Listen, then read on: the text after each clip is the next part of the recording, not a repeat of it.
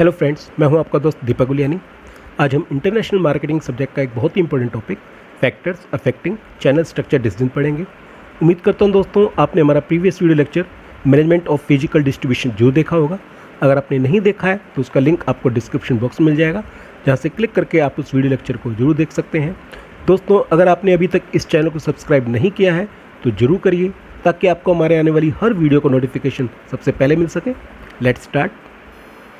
जैसे कि हमने पीछे डिस्कस किया था कि फिजिकल डिस्ट्रीब्यूशन किस तरीके से मैनेज करना चाहिए, आज हम डिस्कस करेंगे जो चैनल स्ट्रक्चर होता है, चाहे वो डायरेक्ट चैनल स्ट्रक्चर है या इनडायरेक्ट चैनल स्ट्रक्चर है, उसके रिलेटेड कुछ फैक्टर्स होते हैं जिसके बेस पे डिसाइड करना होता है कि हमें डायरेक्ट चैनल स्ट्रक्चर अपनाना पड़ेगा या इनडायरेक्ट चैनल स्ट्रक्चर अपनाना पड़ेगा। उन सारे फैक्टर्स को वन बाय वन डिस्कस करते हैं। सबसे पहले आते हैं factor related to foreign market. जो कुछ फैक्टर्स जो होते हैं वो फॉरेन मार्केट से रिलेटेड होते हैं, सबसे पहले उनको डिस्कस करते हैं। पहला आता है ज्योग्राफिकल कंसंट्रेशन ऑफ मार्केट, यानी कि जो हमारे कस्टमर्स हैं वो कहाँ पर स्कैटर्ड हैं, मतलब वो एक जगह है या फैले हुए हैं, एटसेट्रा एटसेट्रा। देखिए, अगर हमारे जो प्रोडक्ट के जो कस्टमर हैं वो एक पर्टिकुलर लोकेशन, एक पर्टिकुलर रीजन में ही इकट्ठे हैं, वहीं पर हैं फॉरेन मार्केट में, तो ऐसे केस में क्या है कि मैन्युफैक्चरर के लिए जो है गुड्स को डायरेक्ट सप्लाई करना कंपेरेटिवली आसान रहेगा। क्यों? क्योंकि जो कस्टमर है वो एक पर्टिकुलर प्लेस पर है, उनसे कांटेक्ट जो है आसानी से किया जा सकता है। तो इस केस में क्या है कि जो मैन्युफैक्चरर है, जो इंटरनेशनल मार्केटर है, वो डायरेक्ट चैनल जो है अपना सकता है।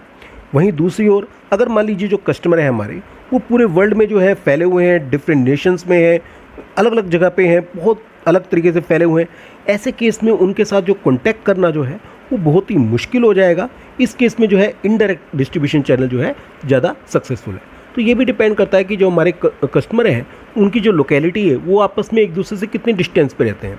अगर जो हमारे जस्ट लाइक मान लीजिए हम एशिया में गुड्स को सप्लाई कर रहे हैं और हमारे जो कस्टमर हैं वो लाइक इंडिया है, चाइना है, पाकिस्तान है, बांग्लादेश है, ये सारे नेशन पास पास हैं, तो ऐसे केस में जो है इंटरनेशनल मार्केटर जो है वो डायरेक्ट डिस्ट्रीब्यूशन अपना सकता है। लेकिन जो इनके नेशन अलग अलग जगह पे हों, कुछ नेशन एशिया में हों, कुछ अफ्रीका में हो, तो अगर बहुत जगह फैले होंगे तो उस केस में बड़ी दिक्कत आएगी और उस केस में जो है इनडायरेक्ट डिस्ट्रीब्यूशन चैनल जो है ज़्यादा सक्सेसफुल रहेगा। सेकंड जो पॉइंट आता है that is number of probable buyers, यानी कि जो हमारे गुड्स को बाय करने वाले जो कस्टमर हैं, जो फ्यूचर में हमारे कस्टमर बनेंगे, वो कितने हैं।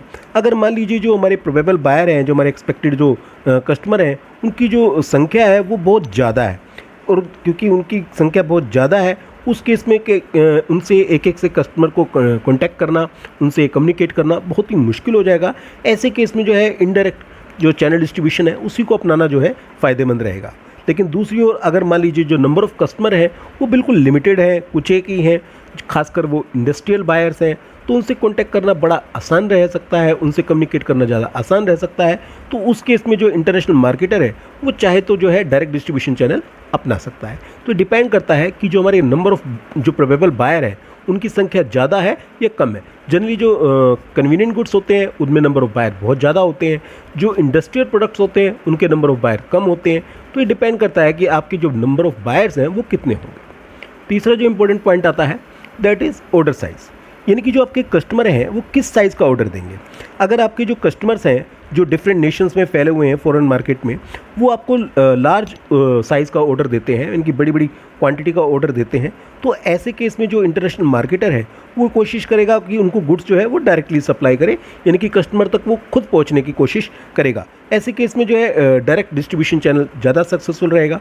लेकिन मान लीजिए जो आपके कस्टमर हैं उनके द्वारा जो ऑर्डर का जो दिया जाता है, जो उनका ऑर्डर का जो साइज़ है वो बहुत ही स्मॉल क्वांटिटी है। अब क्योंकि ऑर्डर का साइज़ स्मॉल क्वांटिटी में है और वो भी डिफरेंट नेशंस में आपके कस्टमर फैले हुए हैं, डिफरेंट फॉरेन मार्केट्स में हैं, अब ऐसे केस में आप ऐसे छोटे छोटे ऑर्डर को अगर एग्जीक्यूट करोगे, उनकी सप्लाई करोगे, तो आपके ऊपर जो डिस्ट्रीब्यूशन की कॉस्ट है, जो ट्रांसपोर्टेशन कॉस्ट है, वो बहुत ज़्यादा आएगी और नेचुरल बात है एक इंटरनेशनल मार्केटर के लिए वो बहुत ज़्यादा प्रॉफिटेबल नहीं होगा, बहुत ज़्यादा फ़ायदेमंद नहीं होगा। तो ऐसे केस में जो है इनडायरेक्ट डिस्ट्रीब्यूशन चैनल जो है ज़्यादा फ़ायदेमंद रह सकता है, क्योंकि आप पहले गुड्स जो है इनडायरेक्ट जो चैनल मीडिएटर है उनको बेचेंगे, और फिर वो जो चैनल मीडिएटर है, जैसे आप होलसेलर को बेचेंगे, होलसेलर आगे रिटेलर को बेचेगा और रिटेलर जो है वो फाइनल कंज्यूमर को बेचेगा। तो यानी कि इस केस में जब आपके जो कंज्यूमर की जो ऑर्डर क्वांटिटी है वो बहुत कम है, तो उस केस में जो है इनडायरेक्ट डिस्ट्रीब्यूशन चैनल जो है ज़्यादा फायदेमंद है। अगली जो कैटेगरी आती है that is factor related to product, इनकी कुछ ऐसे फैक्टर्स भी होते हैं जो प्रोडक्ट से रिलेटेड होते हैं, वो भी बहुत इम्पैक्ट करते हैं कि हम किस तरीके का जो है चैनल स्ट्रक्चर अडॉप्ट करें। एक एक करके इनको डिस्कस करते हैं। सबसे पहला आता है नेचर ऑफ प्रोडक्ट। ये भी डिपेंड करता है कि जो आपका प्रोडक्ट है वो किस टाइप का है। देखिए, अगर आप जो है इंडस्ट्रियल गुड्स में डील कर रहे हैं, वो भी खासकर heavy industrial goods, just like बड़ी बड़ी मशीनें हो गई, क्रेन्स हो गई, तो ऐसे केस में जो है डायरेक्ट डिस्ट्रीब्यूशन चैनल अपनाना ही फ़ायदेमंद रहता है। लेकिन दूसरी ओर आप कंज्यूमर गुड्स जो है या कन्वीनियंट गुड्स हैं उनको बेच रहे हैं, जस्ट लाइक मैच बॉक्स बेच रहे हैं या नॉर्मल गुड्स जो है सोप बेच रहे हैं, शैम्पू बेच रहे हैं, अगर आपके जो कन्वीनियंट कंज्यूमर गुड्स हैं तो उनके लिए आपको क्या करना चाहिए, इनडायरेक्ट डिस्ट्रीब्यूशन चैनल अपनाना चाहिए। क्योंकि जो इस केस में क्या होता है कि जो कंज्यूमर होते हैं उनकी जो डिमांड होती है बहुत स्मॉल क्वांटिटी में होती है और कंज्यूमर जो है वो बड़े लार्ज एरिया में फैले हुए होते हैं। तो इस केस में क्या है कि आप एक लॉन्ग इनडायरेक्ट डिस्ट्रीब्यूशन चैनल को अपना सकते हैं, लॉन्ग इनडायरेक्ट डिस्ट्रीब्यूशन चेन को अपना सकते हैं। इनकी पहले आप इनडायरेक्ट डिस्ट्रीब्यूटर जो है फॉरेन सेलिंग एजेंट है उसको गुड्स बेचें, वो फिर आगे होलसेलर को बेचे, होलसेलर चाहे रिटेलर को बेचे और फिर रिटेलर जो है फाइनली कंज्यूमर तक पहुँचे। तो ये भी डिपेंड करता है कि आपका प्रोडक्ट किस टाइप का है, उससे भी आप डिसाइड कर पाएंगे कि आपको किस टाइप का चैनल स्ट्रक्चर अपनाना चाहिए। सेकंड आता है पेरिशेबिलिटी ऑफ प्रोडक्ट। यानी कि आपका गुड्स जो है पेरिशेबल तो नहीं है, जल्दी से ख़राब होने वाला तो नहीं है। देखिए, अगर आपका जो प्रोडक्ट है वो पेरिशेबल है, यानी कि बहुत जल्दी ख़राब होने वाला है, जैसे फ्रूट्स हो गए, इनकी फल वगैरह हो गए, बहुत जल्दी ख़राब हो जाते हैं। वेजिटेबल्स हो गई, सब्जियां वगैरह हो गई, बहुत जल्दी ख़राब हो जाती हैं। डेयरी प्रोडक्ट्स हो गए, यानी कि जो दूध से रिलेटेड होते हैं, जैसे दही हो गए, मक्खन हो गए, घी वगैरह हो गए, वो बहुत जल्दी ख़राब हो जाते हैं। इसी तरीके बेकरी प्रोडक्ट्स हो गए, जो बेकरी में बनते हैं, बिस्किट्स वगैरह, वो जल्दी ख़राब हो जाते हैं। इसी तरीके से सी फूड हो गए, यानी कि जो समुद्री उत्पाद होते हैं, ये गुड्स क्योंकि जल्दी ख़राब हो जाते हैं, ऐसे केस में होना ये चाहिए कि कंज्यूमर तक पहुंचने में ज़्यादा टाइम ना लगे, ज़्यादा गैप ना हो। उस केस में जो है डायरेक्ट डिस्ट्रीब्यूशन चैनल ही अपनाना फ़ायदेमंद रहता है। क्योंकि अगर हम इनडायरेक्ट डिस्ट्रीब्यूशन चैनल को अपनाएंगे तो गुड्स को पहुंचने में टाइम लग जाएगा और उस केस में क्या होगा कि क्योंकि गुड्स को पहुंचने में टाइम लग जाएगा तो जो गुड्स है वो रास्ते में ख़राब हो जाएंगे, कंज्यूमर तक पहुँचते पहुँचते उसकी कोई वैल्यू नहीं रहेगी। तो पेरिशेबल गुड्स में जो है डायरेक्ट डिस्ट्रीब्यूशन चैनल फ़ायदेमंद रहता है as compare to indirect distribution channel. तीसरा जो आता है टेक्नोलॉजिकल प्रोडक्ट्स। इनके आपके प्रोडक्ट हैं वो किस टाइप के हैं। देखिए, अगर आपके जो प्रोडक्ट्स हैं वो आप इस टाइप के फॉरेन मार्केट में प्रोडक्ट सेल कर रहे हैं जो टेक्नोलॉजिकल नेचर के हैं, बहुत ही हाईली टेक्निकल हैं, अब ऐसे केस में क्या होता है कि उन प्रोडक्ट की कई तरह की नीड्स होती हैं। जस्ट लाइक इस टाइप के प्रोडक्ट को आपको इंस्टॉल करना होता है, जो बायर होता है उसको टेक्निकल गाइडेंस देनी होती है कि किस तरीके से आपको इस्तेमाल करना है, किस तरीके से इसको हैंडल करना है, और फिर ऐसे केस में आपको बहुत ज़्यादा जो है आफ्टर सेल सर्विसेज भी देनी होती है। तो इस केस में क्या होना चाहिए कि डायरेक्ट डिस्ट्रीब्यूशन चैनल को अपनाना चाहिए इंटरनेशनल मार्केटर को, क्योंकि ऐसे जो हाई टेक प्रोडक्ट्स होते हैं उसके बारे में हम अगर इंटरमीडिएटर को या जो चैनल मेंबर हैं उनको समझाने लगे तो वो बहुत मुश्किल हो जाएगा। तो ऐसे केस में जो मैन्युफैक्चरर है उसे एक डायरेक्ट डिस्ट्रीब्यूशन चैनल अपनाना चाहिए ताकि वो अच्छी जो है आफ्टर सेल सर्विसेज प्रोवाइड कर सके डिफरेंट कस्टमर को, ताकि उनका जो सेटिस्फैक्शन लेवल है वो ज़्यादा हो सके। नेक्स्ट जो आता है that is per unit cost. अब ये भी डिपेंड करता है कि आप जो प्रोडक्ट बेच रहे हैं वो पर यूनिट इनकी उसकी प्राइस क्या है, उसकी पर यूनिट कॉस्ट क्या है। अगर आप कॉस्टली प्रोडक्ट बेच रहे हैं, बहुत हाई वैल्यू के प्रोडक्ट है, तो ऐसे केस में जो है आपको डायरेक्ट डिस्ट्रीब्यूशन चैनल अडॉप्ट करना चाहिए। लेकिन अगर आप लो कॉस्ट प्रोडक्ट बेच रहे हैं, बहुत स्मॉल प्राइस का प्रोडक्ट बेच रहे हैं, तो ऐसे केस में जो है आपको इनडायरेक्ट डिस्ट्रीब्यूशन चैनल अपना सकते हैं, और चाहो तो आप लॉन्ग चेन यानी कि लंबी चेन वाला जो है इनडायरेक्ट डिस्ट्रीब्यूशन चैनल भी अपना सकते हैं। यानी कि चाहे आप 3 लेवल का अपना सकते हैं, मल्टी लेवल चैनल डिस्ट्रीब्यूशन अपना सकते हैं। नेक्स्ट जो इंपॉर्टेंट पॉइंट आता है that is number of product lines. ये भी डिपेंड करता है कि जो मैन्युफैक्चरर है, जो इंटरनेशनल मार्केटर है, वो किस तरीके की जो है डिफरेंट टाइप के प्रोडक्ट्स में डील कर रहा है, डिफरेंट प्रोडक्ट लाइंस में डील कर रहा है। अगर उसकी जो प्रोडक्ट लाइंस है वो हेट्रोजीनियस है, इनकी उनमें कोई समानता नहीं है या समानता है भी तो बहुत कम है, तो ऐसे केस में जो उसके जो कस्टमर होंगे, इनकी जो उसको यूज़ करने वाले कंज्यूमर होंगे वो भी हेट्रोजीनियस होंगे, यानी कि उनमें भी कोई समानता नहीं होगी, वो भी अलग अलग ग्रुप से रिलेटेड होंगे, अलग अलग कैटेगरी से रिलेटेड होंगे। तो ऐसे केस में जो है ग्लोबल कंपनी के लिए या इंटरनेशनल मार्केटर के लिए क्या है कि उनसे डायरेक्ट कॉन्टैक्ट करना बड़ा मुश्किल हो जाएगा। तो उस केस में उनको क्या चाहिए कि इनडायरेक्ट डिस्ट्रीब्यूशन चैनल को अपनाना चाहिए, ताकि वो जो मीडिएटर है, इंटरमीडिएट्स हैं, यानी कि मध्यस्थ हैं, उनकी सहायता लेकर जो है वो ज़्यादा से ज़्यादा कस्टमर तक पहुँच सके और ज़्यादा से ज़्यादा तक कस्टमर तक जो है अपना प्रोडक्ट आसानी से पहुँचा सके। लेकिन दूसरी ओर अगर मान लीजिए एक MNC जो मल्टीनेशनल कंपनी है वो कुछ एक प्रोडक्ट लाइन में ही जो है डील कर रही है, और उन प्रोडक्ट लाइन में भी जो है काफ़ी हद तक जो है समानता है। अब मान लीजिए वो टीवी, फ्रिज, वॉशिंग मशीन ये चीज़ बेच रही है, तो इनमें काफ़ी हद तक समानता है, क्योंकि इसके जो गुड्स के जो कंज्यूमर है वो ऑलमोस्ट सिमिलर ही हैं। तो ऐसे केस में क्या है, ग्लोबल मैन्युफैक्चरर जो है वो डायरेक्ट सप्लाई कर सकता है, यानी कि डायरेक्ट डिस्ट्रीब्यूशन चैनल अपना सकता है, क्योंकि उसके जो कस्टमर हैं वो ऑलमोस्ट सिमिलर टाइप के होंगे, तो उससे उसको ज़्यादा दिक्कत नहीं आएगी उन कस्टमर तक पहुँचने में। नेक्स्ट जो इंपॉर्टेंट पॉइंट्स आता है that is after sale services.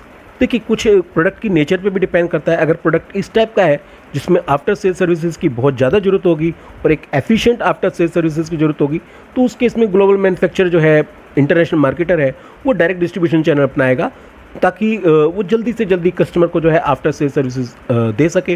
अगर वो इनडायरेक्ट डिस्ट्रीब्यूशन चैनल भी अपनाएगा तो वो शॉर्टेस्ट अपनाएगा, यानी कि 2 लेवल ही अपनाएगा, ज़्यादा बड़ा इनडायरेक्ट डिस्ट्रीब्यूशन चैनल नहीं अपनाएगा, ताकि आफ्टर सेल सर्विसेज देने में ज़्यादा टाइम या ज़्यादा दिक्कतें ना आए। नेक्स्ट जो आता है weight and volume of product. ये भी डिपेंड करता है कि आप जो प्रोडक्ट डील कर रहे हैं उसका वेट क्या है और उसका वॉल्यूम क्या है। यानी कि अगर मान लीजिए आपका जो प्रोडक्ट है वो काफ़ी बड़े आकार का है, वजनदार है, बहुत भारी मात्रा में बड़ी साइज़ का है, तो ऐसे प्रोडक्ट को क्या होता है कि जब आप इनडायरेक्ट डिस्ट्रीब्यूशन चैनल से बेचेंगे तो उसके इनमें बड़ी दिक्कतें आएंगी, क्योंकि जो उसकी जो ट्रांसपोर्टेशन है वो बहुत ही मुश्किल हो जाती है।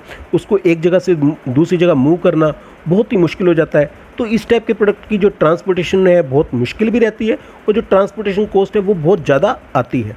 तो ऐसे केस में हम चाहेंगे कि जो डिस्ट्रीब्यूशन चैनल है वो या तो डायरेक्ट हो या फिर उसका जो साइज़ है वो कम से कम हो, यानी कि इनडायरेक्ट डिस्ट्रीब्यूशन चैनल को भी अपनाएं तो उसका जो साइज़ है वो कम से कम हो, जिससे कि जो गुड्स की हैंडलिंग है वो कम से कम करनी पड़े। दूसरी ओर अगर आपका जो गुड्स है वो छोटे साइज़ का है और उसका जो वेट है वो भी ज़्यादा नहीं है, हल्के वजन का है, तो इस केस में जो है आप इनडायरेक्ट डिस्ट्रीब्यूशन जो है अपना सकते हैं। अगली जो कैटेगरी आती है that is factor related to manufacturing company. Manufacturing company से रिलेटेड भी कुछ फैक्टर्स हैं जो ये डिसाइड करते हैं कि किस टाइप का जो है आपको जो चैनल स्ट्रक्चर डिसीजन लेना चाहिए। सबसे पहला आता है that is availability of financial resources, यानी कि जो मैन्युफैक्चरर है उसके पास किस टाइप के जो है फाइनेंशियल रिसोर्सेज अवेलेबल है। देखिए अगर एक मल्टीनेशनल कंपनी के पास बड़ी लार्ज क्वांटिटी में जो है फाइनेंशियल रिसोर्सेज अवेलेबल है, तो उस केस में जो मल्टीनेशनल कंपनी है वो खुद की जो है अपनी मार्केटिंग इंफ्रास्ट्रक्चर तैयार कर सकती है, अपने खुद के आउटलेट्स खोल सकती है, अपने खुद के डिस्ट्रीब्यूशन चैनल जो है खोल सकती है, तो उस केस में वो डायरेक्ट डिस्ट्रीब्यूशन चैनल अपनाना पसंद करेगी। लेकिन दूसरी ओर उसके पास जो है सफिशिएंट फाइनेंशियल रिसोर्सेज नहीं है, तो उस केस में क्या होगा कि क्योंकि उसके पास फाइनेंशियल रिसोर्सेज ही नहीं है तो वो इन्वेस्टमेंट कहाँ से करेगी। तो उस केस में उसको जो है जो मार्केट इंटरमीडिएट्स हैं, इनकी जो डिस्ट्रीब्यूशन चैनल के जो मेंबर हैं डिफरेंट, उनके ऊपर डिपेंड रहना पड़ेगा। तो उस केस में जो है इनडायरेक्ट डिस्ट्रीब्यूशन चैनल को अपनाना पसंद करेगी। सेकेंड जो आता है that is marketing experience and manager expertise. देखिए ये भी बहुत ज़रूरी है कि एक मैन्युफैक्चरर के पास जो है मार्केटिंग एक्सपीरियंस है या नहीं है, उसके पास जो मैनेजमेंट के मेंबर हैं वो उनके पास उतनी मैनेजर स्किल है या नहीं है कि वो जो है कस्टमर को कांटेक्ट कर सके, उनको सेटिस्फाई कर सके, उनके डाउट्स दूर कर सके, या जो भी उनकी जो नीड्स हैं उनको पूरा कर सके। अगर ये चीज़ है तो नचू बता जो एक ग्लोबल कंपनी है या मल्टीनेशनल कंपनी है वो डायरेक्ट डिस्ट्रीब्यूशन चैनल अपनाएगी। लेकिन अगर उसके पास मार्केटिंग एक्सपीरियंस नहीं है, उसके पास जो मैनेजर एक्सपीरियंस स्टाफ मेंबर्स नहीं है, तो उस केस में क्या है कि उसको जो इंटरमीडिएट्स हैं, यानी कि जो डिफरेंट चैनल मेंबर्स हैं या जो भी मध्यस्थ हैं इनडायरेक्ट डिस्ट्रीब्यूशन चैनल मेंबर के, उनकी जो सर्विसेज है उनका फ़ायदा उठाना पड़ेगा। यानी कि उनकी जो रेपुटेशन है या उनका जो एक्सपीरियंस है उस पर ही हमें डिपेंड रहना पड़ेगा। तो ये भी डिपेंड करता है कि हमारे पास जो है मार्केटिंग एक्सपीरियंस और मैनेजर एक्सपर्टाइज जैसे स्किल है तो हम डायरेक्ट को अपनाएंगे, अगर नहीं है तो हम इनडायरेक्ट डिस्ट्रीब्यूशन चैनल को अपनाएंगे। नेक्स्ट आता है that is desire to have control over distribution channels. देखिए ये भी डिपेंड करता है कि जो इंटरनेशनल मार्केटर है या जो एमएनसीज है वो कितना जो है डिस्ट्रीब्यूशन चैनल के ऊपर कंट्रोल करना चाहती है। अगर मान लीजिए जो है वो अपने डिस्ट्रीब्यूशन चैनल पे स्ट्रिक्ट कंट्रोल करना चाहती है, उनकी एक्टिविटी को पूरी तरह से कंट्रोल करके रखना चाहती है फॉरेन मार्केट में, तो उस केस में जो है वो डायरेक्ट डिस्ट्रीब्यूशन चैनल को अपनाएगी, क्योंकि उस केस में क्या है कि कंट्रोल करना कंपेरेटिवली बड़ा आसान रहता है। या फिर जो इनडायरेक्ट डिस्ट्रीब्यूशन चैनल को अपनाएगी तो वो शॉर्टर रूट को अपनाएगी जिससे कि कंट्रोल करना आसान हो। लेकिन अगर मान लीजिए जो मल्टीनेशनल कंपनी है उसकी ऐसी कोई मंशा नहीं है, उसकी कोई ऐसी डिज़ायर नहीं है कि वो डिस्ट्रीब्यूशन चैनल के ऊपर सेंट्रलाइज कंट्रोल करे, तो उस केस में जो है वो इनडायरेक्ट डिस्ट्रीब्यूशन चैनल को अपना सकती है। यहाँ तक कि वो जो लॉन्ग चेन है यानी कि बड़े इनडायरेक्ट डिस्ट्रीब्यूशन चेन को भी अपना सकती है। अगली जो कैटेगरी के जो फैक्टर्स आते हैं वो आते हैं factor related to middle man, क्योंकि ये भी डिपेंड करता है कि मिडिल मैन से भी रिलेटेड कुछ फैक्टर्स होते हैं जो डिसाइड करते हैं कि हम किस टाइप के चैनल स्ट्रक्चर डिसीजंस को लें। सबसे पहला आता है that is availability of middle man, कि मिडिल मैन जो है वो अवेलेबल है या नहीं है। देखिए कई बार क्या होता है कि जो मार्केट के अंदर जो है एफिशिएंट इंटरमीडिएट्स जो हैं, जो मिडिल मैन है, वो अवेलेबल नहीं होते फॉरेन मार्केट में। हम जिस नेशन में अपने प्रोडक्ट को बेचना चाहते हैं, अगर उस नेशन में जो है जिस टाइप के हमें मिडिल मैन चाहिए, जिस टाइप के हम इंटरमीडिएट चाहते हैं, वो अवेलेबल नहीं है, तो उस केस में जो मल्टीनेशनल कंपनी के पास कोई ऑप्शन ही नहीं रहता, उसे जो है उस नेशन में डायरेक्ट डिस्ट्रीब्यूशन चैनल के थ्रू ही एंट्री करनी पड़ेगी। दूसरी ओर ऐसा भी हो सकता है इसके विपरीत कि जो है जिस नेशन में हम एंट्री करने जा रहे हैं, वहाँ पर जो है एफिशिएंट जो है मार्केट इंटरमीडिएट्स यानी कि जो चैनल मेंबर है वो अवेलेबल है, और वो उस टाइप की सारी सर्विसेज देने के लिए कस्टमर को राजी हैं जिस टाइप की सर्विसेज जो है मल्टीनेशनल कंपनी खुद देना चाहती थी। तो उस केस में क्या है, और एक और उनकी खासियत भी हो सकती है कि उन मिडिल मैन की उस नेशन के अंदर जो है, उस फॉरेन मार्केट के अंदर गुडविल भी काफ़ी अच्छी है। तो उस केस में जो है जो इंटरनेशनल मार्केटर है या मल्टीनेशनल कंपनी है, उसे ये चाहिए कि उसे उनकी जो रेपुटेशन है, उनकी जो गुडविल है, उनका जो एक्सपीरियंस है, और क्योंकि ये सर्विसेज वो देने के लिए राजी भी हैं, तो उनका फ़ायदा उठाना चाहिए और इनडायरेक्ट डिस्ट्रीब्यूशन चैनल को अपनाना चाहिए। सेकंड जो फैक्टर आता है रिलेटेड टू मिडिल मैन, वो आता है कॉस्ट फैक्टर, यानी कि जो मिडिल मैन है उसके ऊपर कॉस्ट क्या आएगी, जो चैनल मेंबर है उस पर कॉस्ट क्या आएगी। देखिए, अगर जो इंटरमीडिएट्स हैं वो जो कमीशन चार्ज कर रहे हैं वो काफ़ी नॉर्मल कमीशन चार्ज कर रहे हैं, रीजनेबल रेट्स पे चार्ज कर रहे हैं, और दूसरी ओर जो है खुद का जो इंफ्रास्ट्रक्चर सेटअप करने का है मार्केटिंग का, उसकी कॉस्ट बहुत ज़्यादा है उस पर्टिकुलर नेशन में।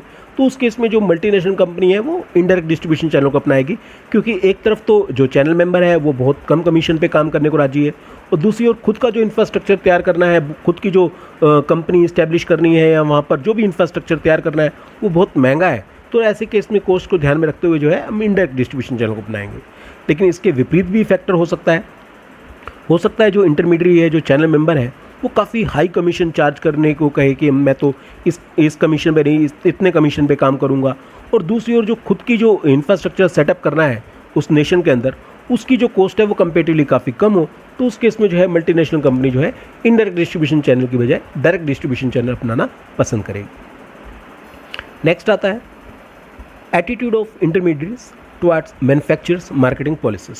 देखिए, ये भी डिपेंड करता है कि जो इंटरमीडिएट्स हैं, इनकी मिडिल मैन है, उनका जो है जो ग्लोबल मैन्युफैक्चर कंपनी है उसकी जो पॉलिसीज़ है, उसकी जो स्ट्रेटजी है, उसके प्रति उनका किस तरीके का एटीट्यूड है, इनकी वो किस तरीके का विचार रखते हैं उसके प्रति।